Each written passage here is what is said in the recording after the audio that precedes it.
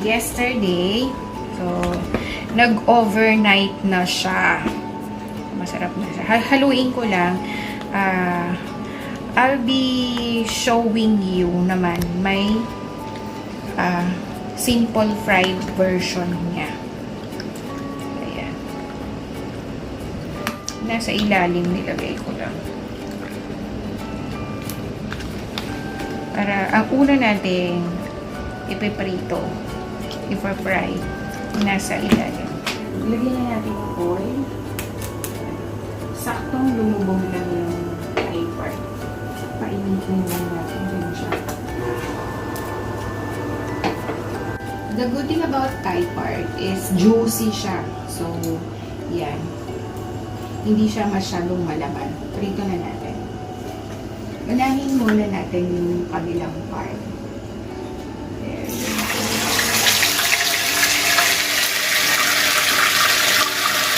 So, make sure guys na yung hindi masyadong malakas. Hindi masyadong siya.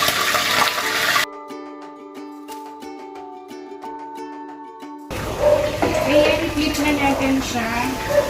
Let's see. Wow! Diba? Itsura niya pa lang guys, mukha siyang juicy. Siyempre yung may taba, medyo toasted mo na siya ng konti.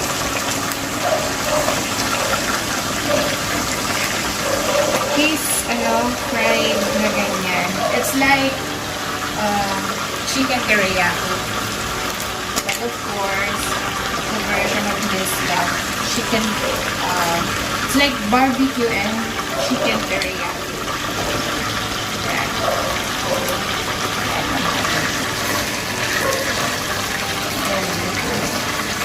So, dapat yung mga sauce na binili ko sa kawali. That's masarap eh. The good thing about Thai part, pag pinag-prito mo siya ng ganito, hindi yan may kalansi. Yes. So, parang ka rin lang nag-iihaw, not toasted. So, ganyan lang din siya. Di papakita din namin sa inyo next time yung grilled naman ito. So, yan. This is good. Patayin na natin siya. Ahoy muna natin siya. Yan. Pwede mo na siyang i-cut. Diba? Juicy lang yung laman niya. Sakto lang yung pagkaprito mo. There. Pwede mas maliliit pang strip yan.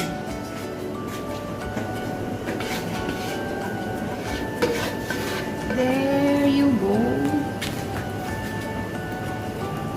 So this is it. You can sprinkle sesame seed. There you go.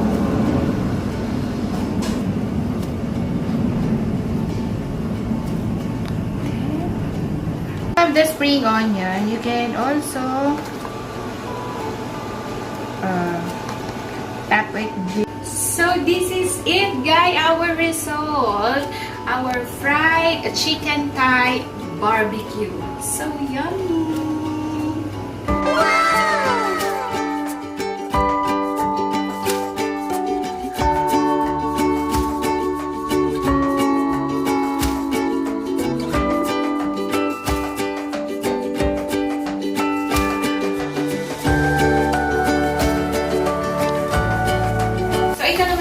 Pork ko.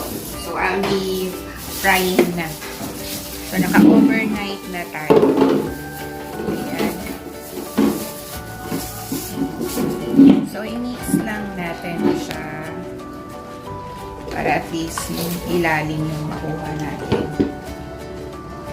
So, I'll be giving you a version of fried pork barbecue. A bit challenge lang kasi punong-puno. O, ito yung habang nagpiprito tayo. So, wait lang, baby. I have with me my baby. Ayan. So, na-mix na natin siya. We'll will fry na. There.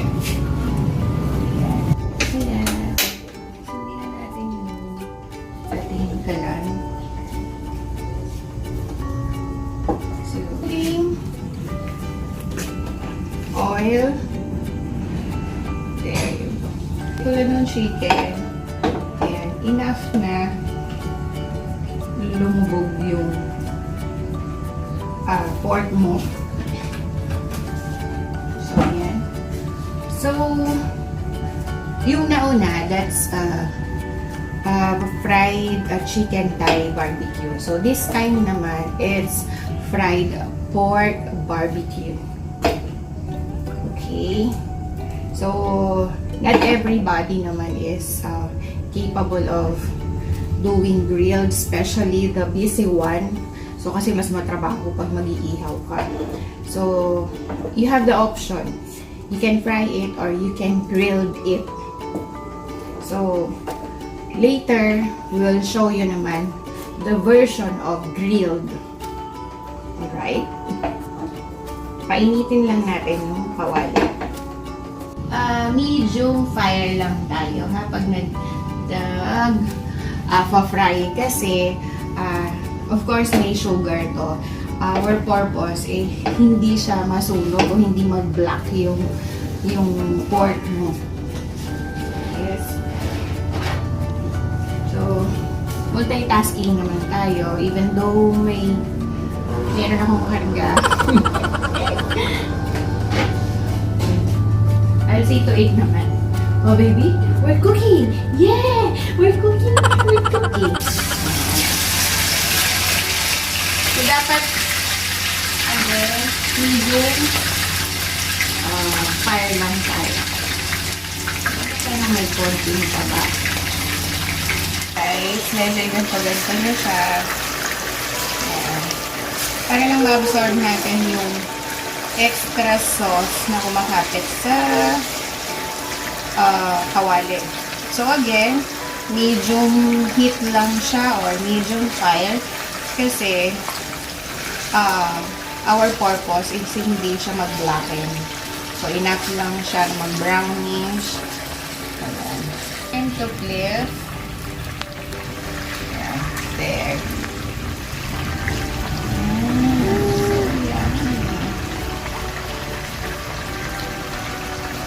Okay. Lipat natin ito. Okay. Konti na lang, guys. And konting flip na lang. So, when you are frying, ganyan lang siya. May mga kumakapit kasi sauce. So, sayang yun. Masarap yun. Okay. Huwag naman siyang masyadong toasted. It's enough lang na parang tosino lang. You have to cut it, guys, like this. Huwag naman masyadong manilites. Like strips lang. Okay, magbe-plating na tayo. So there you go. Ayusin lang natin yung mga pork natin para enticing naman kumain.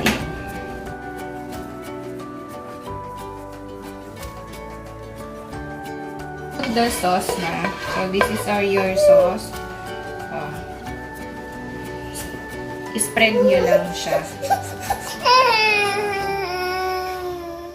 Baby, don't cry. We're done. Sesame seed.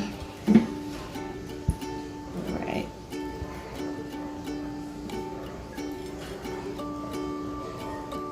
There. Kung gaano kadami yung sesame seed nyo, it's up to you guys. Then, we have to sprinkle, top with any vegetable, parsley, or here I have, spring onion. So, tap it with spring onion.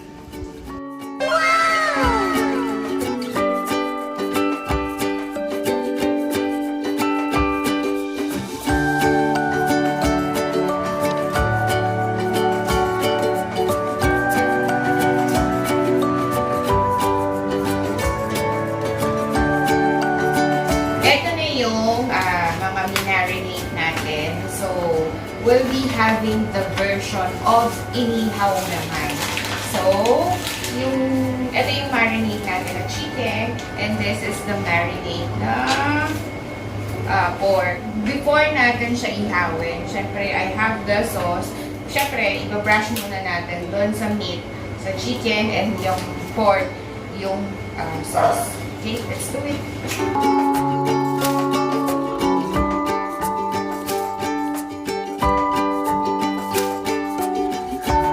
So guys, kung masipag talaga kayong mag-ihaw, so you can do it.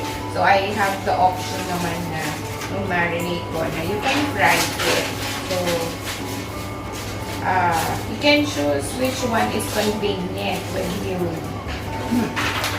apat na tong pork na ginagawa ko. So, you see, yung 1 kilo ng kaya tsaka 1 kilo ng pork, marami na. So, maraming serving, marami ng serving siya.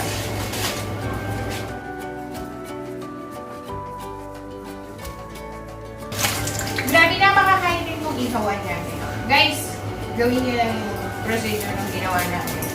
So, ganun lang magpaninas ng oil. Actually, yung oil namin, guys, galing pa ng Quezon. Sumunta kami ng Quezon. Ito yun. Uy! Wala din yung dumi. Uy!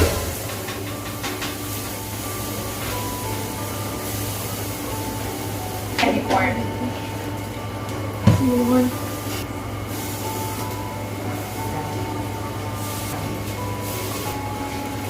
Ang pango talaga kapag gano'n, pag inihaw. Grabe. Pero guys, you know what? Kapag nag-iihaw ka kasi, sulit yung amoy niya. Nakabango.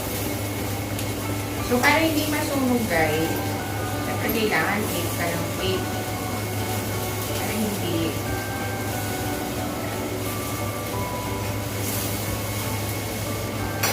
Yung smell ng, syempre iba talaga yung yung taste ng smoothie, diba? Tingnan natin. Wow! Perfect! There you go! Diba? That's it!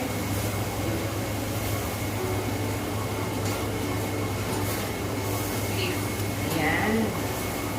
Para hindi mabigla yung pork or meat kung ano may iniihaw mo. You have to flip it. Tapos.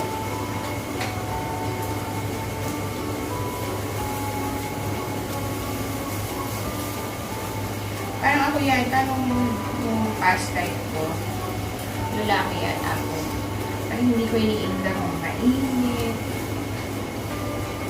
Ganda, diba? So, I'm the queen of inihaw. Saya-saya lang. Kaya sa likod bahay namin, doon ako sina, ihawan, everything. Nasa ulap na. Ang kagandahan lang, mag-ininaw, nagpapagpag yung tabae. So, lakasan mo. So, ito na yung pork natin. Sakit sa mata. Sakit sa mata.